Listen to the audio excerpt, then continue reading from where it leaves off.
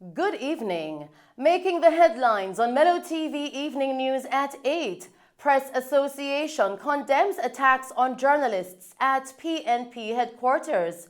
Daryl launches re-election bid with wife. Mentally ill teen allegedly assaulted at the KPH. And Montego Bay law enforcement calls for the destruction of People's Arcade. And now the details. A journalist was reportedly threatened with rape, while a television crew from another media house was reportedly verbally threatened by a PNP supporter at a recently held PNP conference. President of the PAJ, Milton Walker, emphasized that these acts are unacceptable and violate the journalist's fundamental human rights. The recording of the incident that has been making rounds on social media tells the tale. The PAJ is calling for respect for journalists' role and safety, reminding political parties of the importance of freedom of the press in democracy. The association stands in solidarity with the affected journalists and is urging authorities to investigate and hold those responsible accountable, citing that these incidents are particularly concerning given Jamaica's decline in press freedom rankings. The PNP has responded to the incidents. The Minister of Information has quite rightly condemned certain activities that took place yesterday evening. Those activities were indeed unfortunate and grave, and I think we have already indicated as a party our full support to all journalists, to persons who carry out the function of informing the society and ensuring that information is relayed in a responsible way. And by and large, we have always found, by and large, the community of journalists to be quite reasonable, even though from time to time both sides will claim that justice might not be fair, but it is fundamental for our democracy to survive that this arm of our democracy, which is the fourth estate, should not feel in any way threatened at any time or any place in our country. So the party has, in fact, condemned what happened yesterday. The party has unreservedly apologized to the individuals who were present and to the fraternity in general. And this opportunity will not be used to point fingers, but to accept that it should not have happened. And that where the investigations lead, and we will fully cooperate with that, and the chips should fall where they may. That was Member of Parliament for Kingston East and Port Royal, Philip Paulwell. Meanwhile, the government, represented by Minister with Responsibility for Information, Robert Morgan, strongly condemned the incident and is urging the PNP to take a strong stance against the perpetrators. Senior members of the People's National Party were present when these things were taking place and no one intervened. This is not where we want our country to go. Jamaica has fought very hard for its press freedom and its freedom of speech and the ability of every Jamaican to express themselves in any way they feel, and the ability of any Jamaican to wear whatever they want. What does it matter if a journalist decides to get up one morning and wear a green shirt or an orange shirt?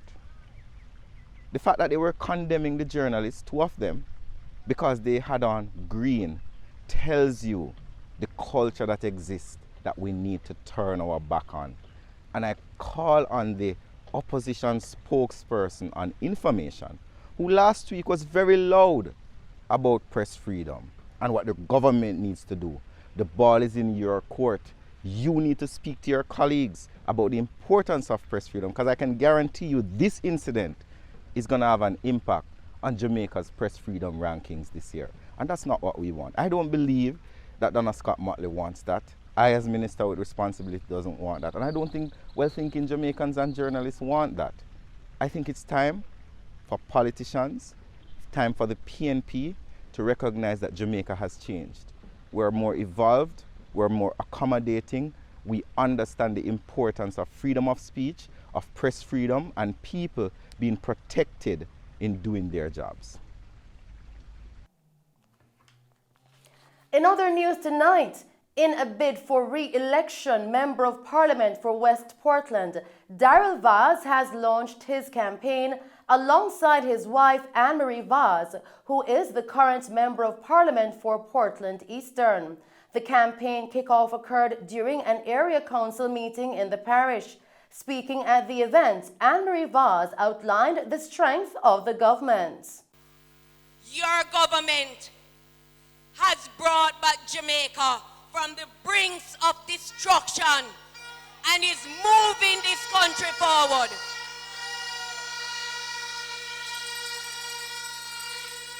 During the COVID, this government rolled out unprecedented billions of dollars worth of support for people like all of us in here.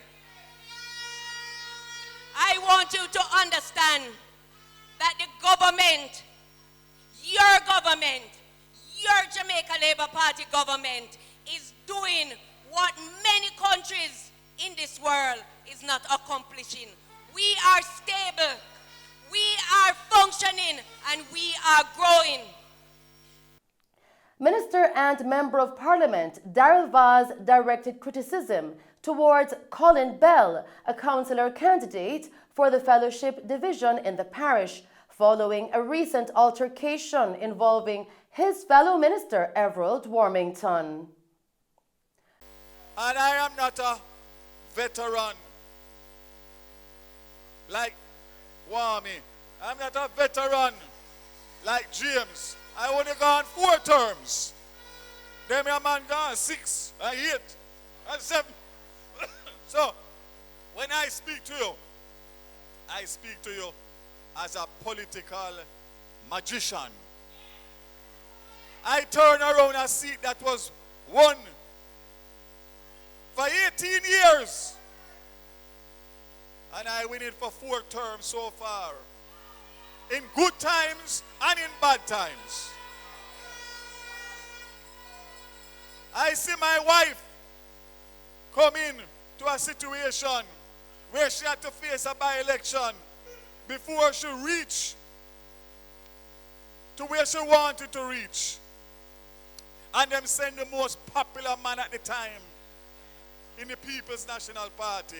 And everybody, including Wami, Richard, Mia, everybody, say, boy, we don't take somebody else, you know. And you know what I say? I him me want to. And what happened? What happened? Him gone from the most popular man in the PNP to the goat man. Vaz ended his remarks by urging the JLP to remain united as they continue towards victory. Continuing with tonight's news, tragedy struck in downtown Kingston as a 64-year-old man identified as Carlton Barrett lost his life in a fire on Harbour Street. The blaze, which originated from another location, rapidly spread and consumed the wooden structure. Mr. Barrett, a garbage collector, attempted to salvage furniture but did not emerge from the burning building. Barrett's common-law wife, Melrose Burry, explains. The other side and the was on fire, the old place. And me feel the heat inside and me run out and run go over the fire brigade station. When I go over there, by the time we come back, him come out and carry out this fan. And when him carry out the fan and go back in, It's like something dropped down upon him. You don't hear nothing. Him burn up in the fire. Yeah. Firefighters discovered his body during cooling down operations. Still tonight, an autistic 17-year-old girl was allegedly raped by a contractor at the Kingston Public Hospital. The girl's mother discovered her daughter missing from her hospital bed, and upon finding her, the girl tearfully reported that she had been sexually assaulted. The head of the Southeast Regional Health Authority has been informed, and the matter has been reported to the police. Concerns have reportedly been raised about the lack of a dedicated section for patients with mental health challenges at the hospital. Investigations are ongoing, and we will bring you more on this story in subsequent newscasts. In other news, the St. James Police are calling for the demolition of the People's Arcade in Montego Bay, citing criminal activity. Superintendent Aaron Samuels is urging relevant authorities to remove the arcade, stating that it poses challenges for security forces and affects public safety. In calling for the demolition, Samuels made a proposition. It's really a sore eye within the municipality of Montego Bay, and we believe that it would be better served if demolished and utilized as a expanded public passenger pickup and pickup point. Expanding the bus park would allow for a lot more order to be within the township of Montego Bay, and we will be able to plan the expansion of the town around it. So I believe that with the negative impact that this place is having with all the derelict buildings and places, it is better served if it were demolished. We know that some small businesses will be affected, but there are very few compared to the impact that this is having. Even as it relates to the preparation of meals by some of the vendors, if you can see the condition of the place here, a lot of the soup vendors, porridge vendors, cotton candy vendors, and jerkmen, they use this area to prepare their meals. This area has no sanitation, it has no running water, no electricity, and people are consuming products that are prepared here.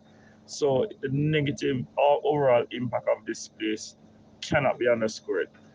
We go now to news from St. James, where 3 men were shot, 2 fatally in Mount Salem in the parish yesterday afternoon. One of the deceased has been identified as 28-year-old N.L. Downer. The incident occurred at the intersection of Crawford Street and the Mount Salem Main Road, where a group of men were ambushed by armed individuals.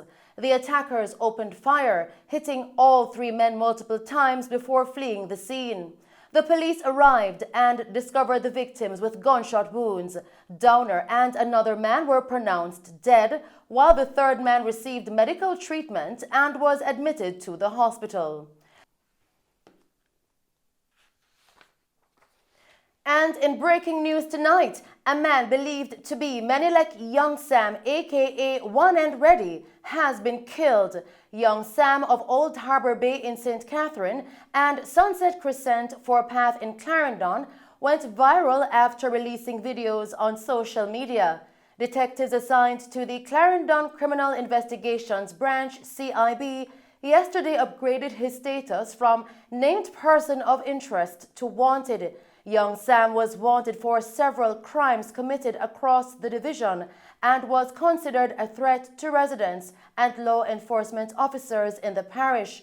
Police sources have not yet confirmed his identity. We will bring you more on this story in subsequent newscasts. And that's our news package for you tonight. Thank you for tuning in to Mello TV Evening News at 8. I am Shelley Hill. Do stay safe, pleasant viewing, and thanks for watching.